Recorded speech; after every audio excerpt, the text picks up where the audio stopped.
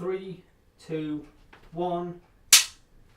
Before I get into the video, I will just go over what a pop filter is. And I know that as I'm saying this, I'm not looking at the camera because I am actually recording using my microphone here. So I'm staying perpendicular to it to ensure that it picks up the best possible audio recording that it can do. But if I look over to the camera and then speak to the camera, you can tell that the recording is quieter. And now if I go back to where I am here, then I'm a lot louder and a lot clearer, which is good. Now you might be wondering what a pop filter is. A pop filter is simply a mesh type of material such as this, which is what I'm going to make my pop filter out of.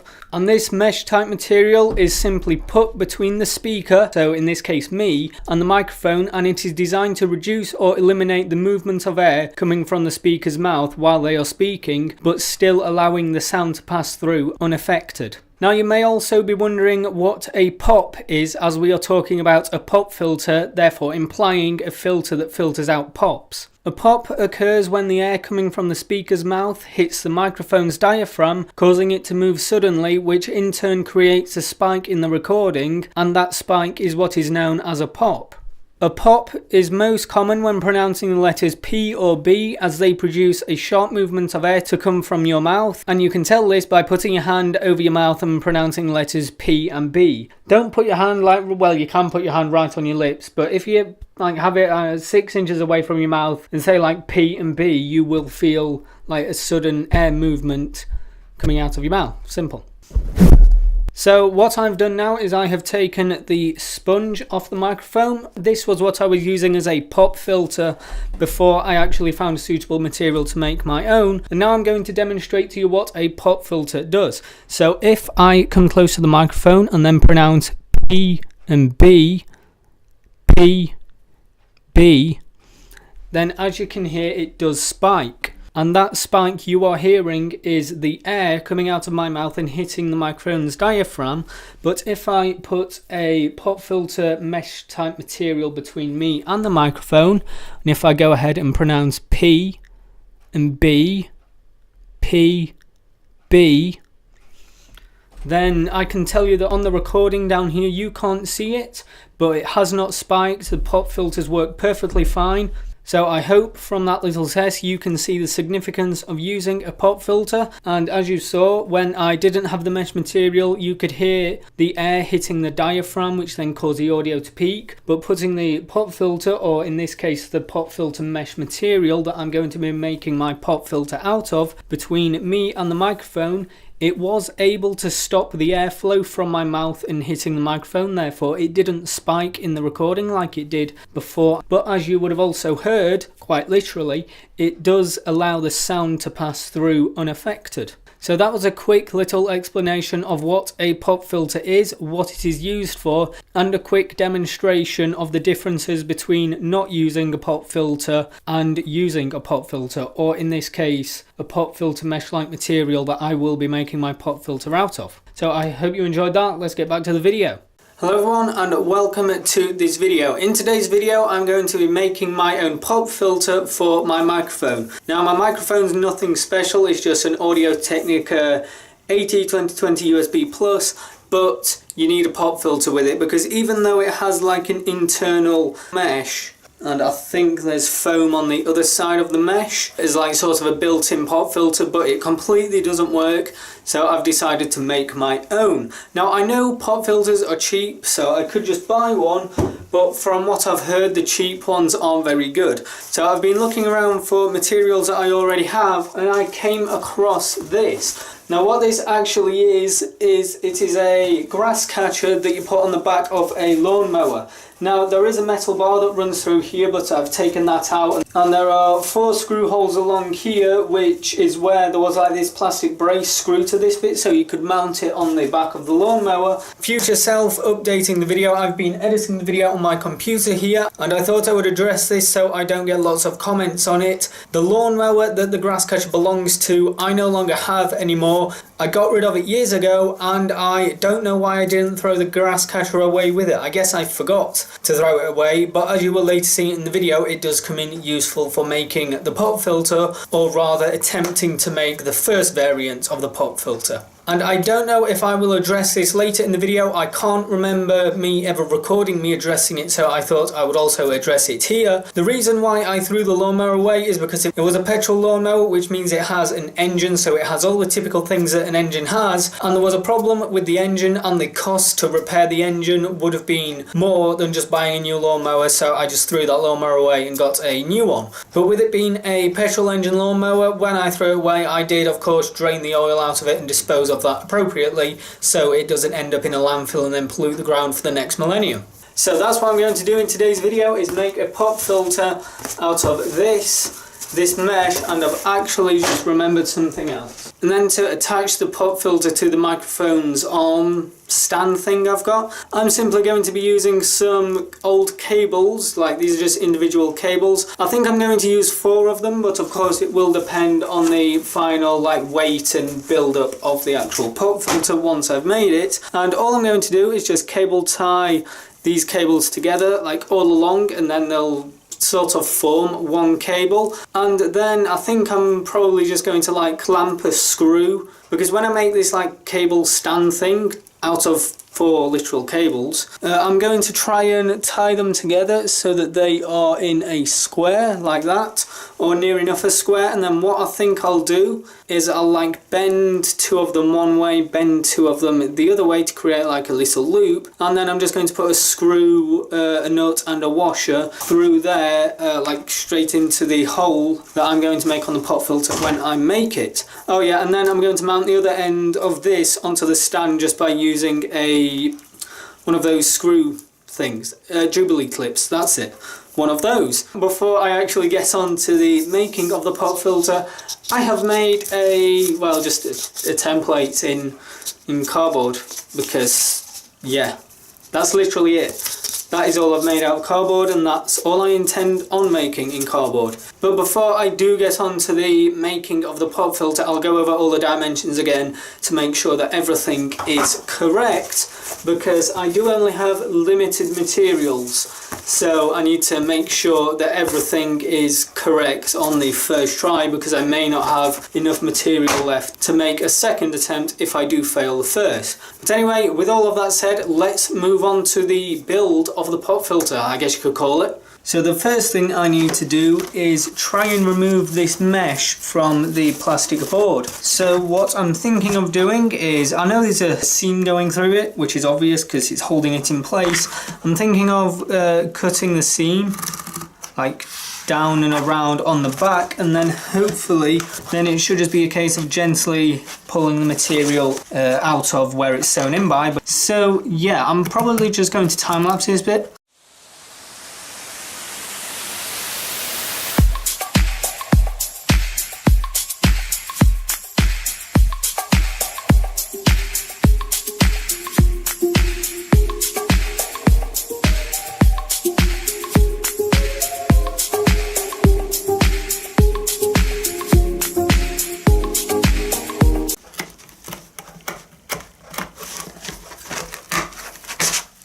Yay! Right, there we go. Now off camera, what I'm going to do is go and pull all these bits of thread out, because if I don't do it now, then they'll just come out all over the carpet and go everywhere. And the material, I've got a nice amount of mesh material there to work with, so I think that will be good. But my main focus will be creating the frame to which I will clamp the mesh in between. So these here are my plans for the pop filters. So we've got the inner circle, which is going to be the mesh, as you can see there. Bear with the handwriting, I literally did just scribble it down. And then we have this outer ring here, there's going to be the border. So for the mesh, I want the diameter to be 6 inches, and for the border, I've put here, I want it 3/4 of an inch thick.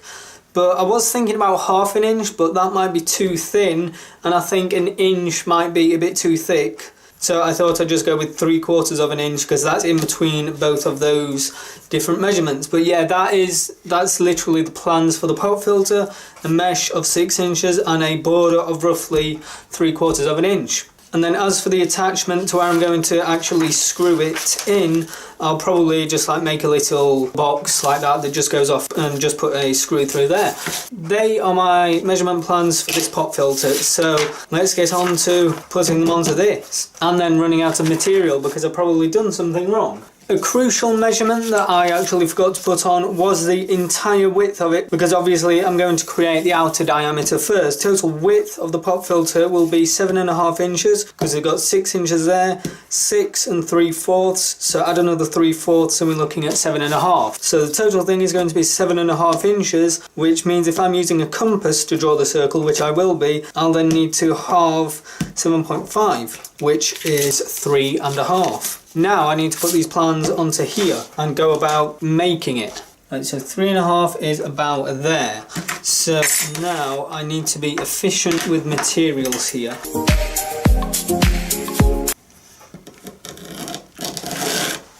Oh.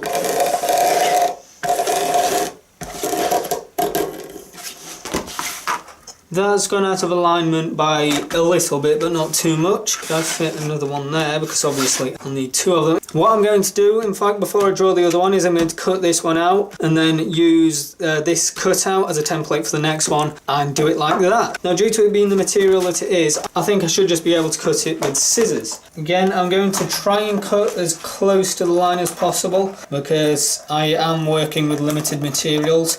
It's not going to be perfect. It's not like it's a CNC cutout or anything, but it should work. It should work. There is cutout number 1. Oh yeah, I've got plenty of material left.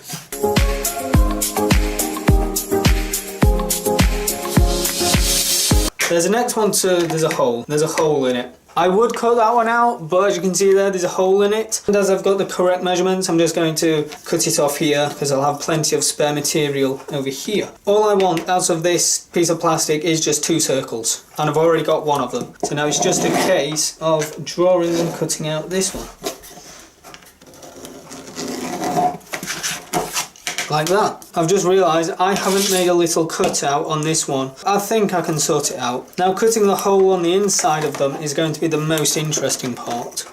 I might start off with a square and work my way out. There we go, not identical, but they should work. Yep, that should work. Right, so now I need to cut out the centre. So I want this bit to be 6 inches. I know this is going to be a very rough guide at finding the centre. That's not the centre. Should have cut squares. That's near enough 18, so 9. That is the worst thing I could have ever done. This is honestly a nightmare to cut through this stuff. Is there anything else I can use as a border? Like, have I got any wood, but thin wood? I'm happy with the mesh, but I'm not happy with the border. Should have made a square pop filter, even though you never see square pop filters.